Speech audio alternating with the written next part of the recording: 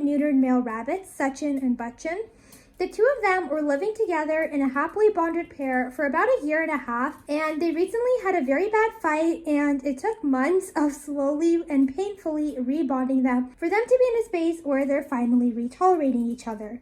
I documented the whole process, and throughout it, I received so many comments from all of you telling me about similar situations you've been in. In today's video, I'm going to be breaking down some of the reasons that bonded rabbits might fight and what you can do to fix it and prevent it in the future.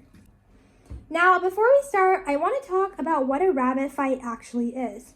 Rabbits communicate in a variety of ways, and one of the ways they communicate is by nipping each other. A lot of the times, you'll even see rabbits nip each other when they're grooming to just let the other one know when they're done and they want to be groomed or anything like that. Nipping in itself is not necessarily fighting. Other signs like thumping at each other and grunting can be slight signs of aggression, but they're not really what I'm talking about when it comes to a rabbit fight.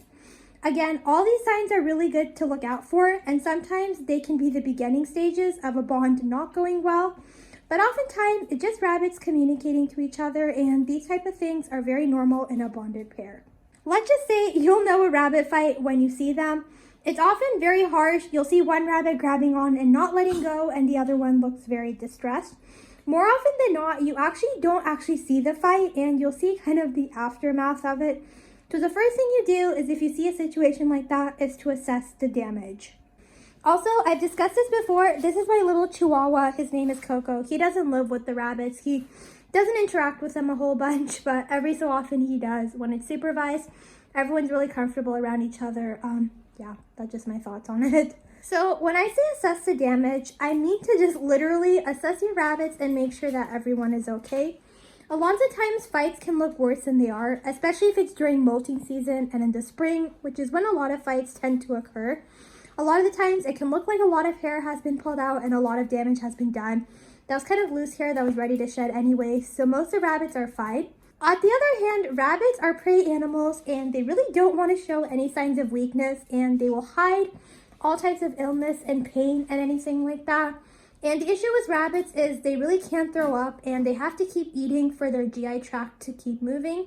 So if your rabbit is in pain or uncomfortable and stops eating, they can go into stasis and very potentially die. So just do a thorough exam on both rabbits. Look for any scratches or blood.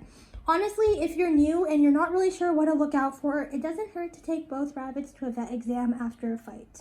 Now, a lot of the times, rabbit fights can take us by surprise, so the next thing to do is identify possible triggers. What are the reasons that you think your rabbits have fought? A big thing I often see is age. It seems very popular for people to bond adult rabbits with baby rabbits, and those baby rabbits' personalities are constantly forming.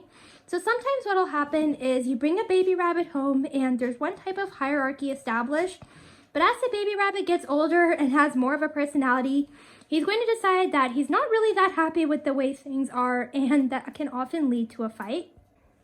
Another thing is the season. Even though our rabbits are spayed and neutered, their bodies are still producing different hormones, and they still know the time of the month, and they have natural instincts. So every so often during spring, you might notice your rabbits getting a little bit more hormonal and potentially fighting. That's my third rabbit. He really enjoys Coco. What are you doing? Another thing is any new toys or any new items added to their cage. Rabbits can be fiercely territorial, so when you're adding new items into the cage, there might be a little bit of a fight as they're deciding whose item it is and they're both trying to claim it. Also, a lot of things like hides with only one entrance can just make rabbits feel very aggressive and very threatened. So those types of things aren't ideal, and it can lead to fights. Another thing is new pets. Rabbits are very intelligent, and a lot of the times any new pet can kind of just trigger different responses in them and irritate them, especially if that other pet is a new rabbit.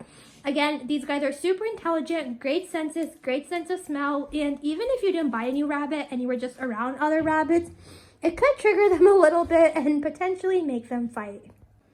Another thing is expanding or shrinking the cage. This is a little bit funny because a lot of people think that expanding the cage is going to make rabbits less likely to fight, which is true, but at the same time, you are introducing a lot of new territory to them. And again, there can just be a little bit of spits and spats over the space. Also, shrinking the cage is a huge thing, especially if you have rabbits that are very active and there's really not a lot for them to do. If you've shrunk the cage and they're bored, fighting is a form of entertainment, so they might be doing that. And when I say form of entertainment, I don't really mean it as a good thing. It's definitely not something that they're enjoying. I guess I should have said they're fighting out of boredom and frustration. Another thing is anything that could be stressing out the rabbits.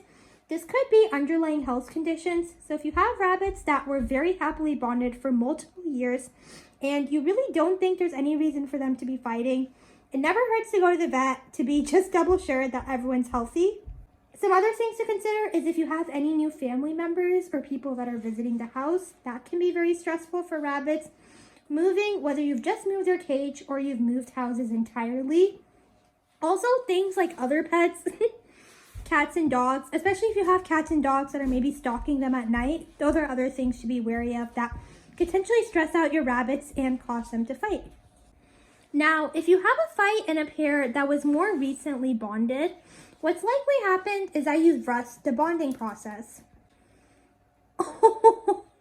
Oh, I always miss the flops. I'm so mad at myself. I'm so mad. Especially if it's a situation where you already own one rabbit and you're bringing a new rabbit to the house.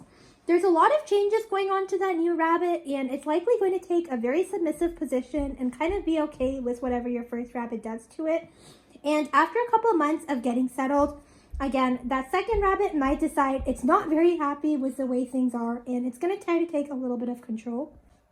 Another thing is if you just rush through all the stages of the bonding process, it's extremely stressful, so sometimes during that stress, your rabbits are just going to act like they're bonded, and they might even groom each other and things like that to comfort each other. But as soon as the stress is gone and they realize that they don't need each other for comfort, they kind of just become irritated with each other. The best thing to do in a situation like this is obviously to just go back a couple steps and retry the bonding process. Also, different things work for different people. Some people really can only bond in very tight spaces, and if they expand to bigger spaces too fast, the rabbits don't do very well. Other rabbits fight horribly when they're in small neutral territories, but as soon as you give them a big open space, they tend to do really well. Another thing with newly bonded pairs is just to try different... Coco. It's just to try different setups. Some rabbits do really well with more cluttered setups because it gives them more things to do and more ways to keep them occupied, and it can add a little bit of distance and boundary between them. But other rabbits really only do well when there's more open spaces, and when there's a lot of clutter, it can just make certain rabbits... Holy cow! Holy cow! As I was saying, sometimes when there's a lot of clutter, it's just more things for them to be territorial around. So for some rabbits, it's really good when you've recently bonded to just start with basically a completely empty cage and litter boxes and just add things gradually.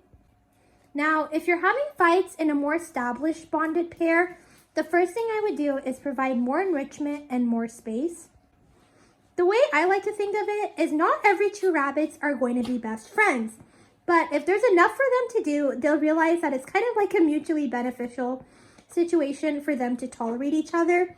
I kind of like to think of it like you have your one best friend that, oh my god, he's playing with my shoe. Coco! I can't do anything, guys. Okay, so the way I like to think of it, you probably have like your best friend, soulmate, or whatever. This is a person that you can literally spend time with for hours, just doing absolutely nothing and having no plans, and you guys have a blast. But then maybe you have other friends that aren't quite as good and you guys don't get along necessarily at the same level. But if you're doing an activity that you both enjoy, then you really enjoy each other's company. But if there's nothing to do, then you both are going to get irritated with each other and fight. Some bonded rabbits are like the first pair of best friends where they really are soulmates and they get along super well, but other pairs of bonded rabbits, kind of like my two right now, they more so just tolerate each other and they realize that it just makes sense for them to be around each other because they can groom each other and spend time and do things together, but they don't necessarily want to be around each other 24/7. Rabbits are also just very territorial, so if you can provide them more space, that's actually going to prevent a lot of fights.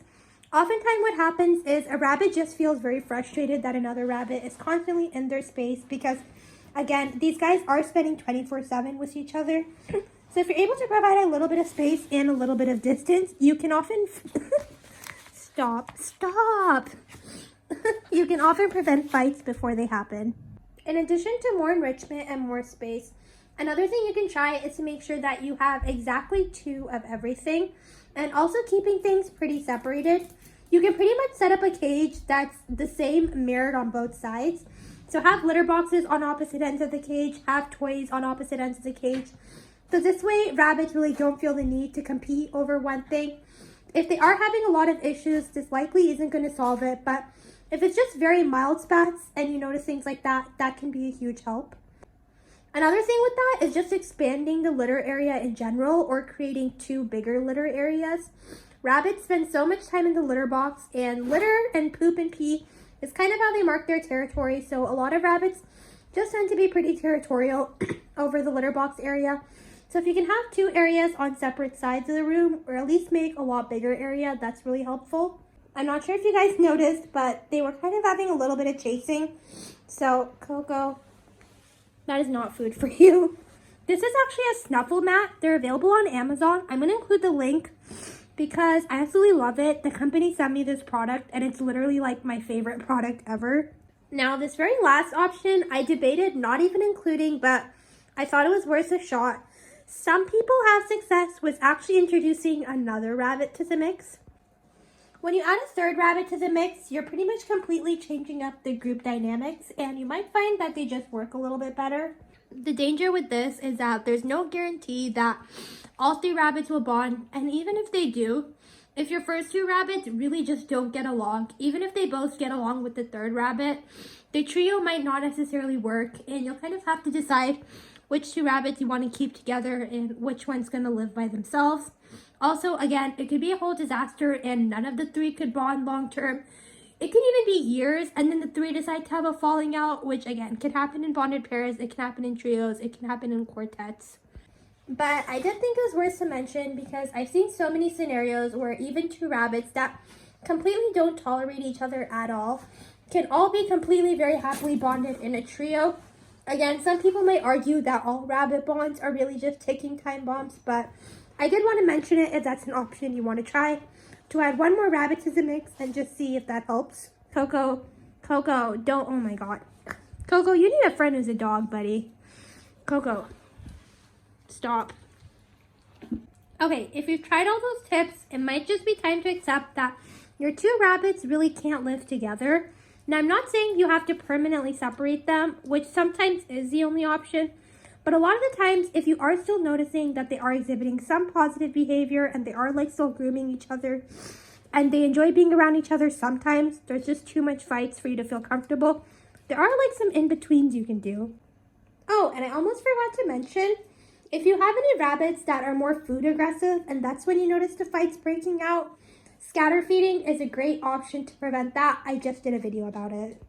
Also, if you're wondering why I sound like I'm dying, it's because I practically am. I am very allergic to rabbits. So someone literally said I was like lying about my allergies because if I had allergies, I wouldn't have 2 rabbits.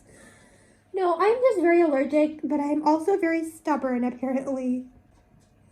One option you can do is separate your rabbits during feeding. Again, a lot of rabbits can be very food aggressive, so if you just want to separate them for a couple hours every day when you're giving them their veggies, that can be a really good option. It's a little bit hard because rabbits do need hay in their cage 24/7, but if you have separate litter areas and maybe you only notice that they get territorial around like pellets or veggies, you can try that. Another thing that a lot of people can have success with is just separating the rabbits for a couple hours during the night. A lot of times these fights break out because these rabbits are with each other 24/7 and it's just frustrating to be with someone you don't like for that long. So if you can separate them for a couple hours during the night, which is usually when they're the most active, that can be really helpful. Another thing is to have them pretty much completely separated, but still have the cages right next to each other. They still have the option to groom each other and interact and still communicate, but there's really no way for them to get at each other and have very terrible fights. In more extreme cases, if again, you just don't feel comfortable to leave them, it might be a situation where they have to live separately, but they can have supervised playtime together. Okay, my allergies are killing me, and this boy is super reckless, so maybe we should end the video here. Oh. So those are all my tips and tricks to hopefully get your bonding situation sorted out. Again, rabbit bonds are finicky, and it's hard because every rabbit is an individual, and every situation is completely different, and I can't really be there to see firsthand, and even if I could, I really don't know that much, so I'm not sure how much I can help you. But hopefully this gave you a good starting point. Also, if you guys have any experience and want to leave some tips in the comments below, please do, because I have 2 rabbits that I'm not sure how long this bond is going to last, but we're trying our best. Well, it's a very wheezing me signing off. Bye, guys.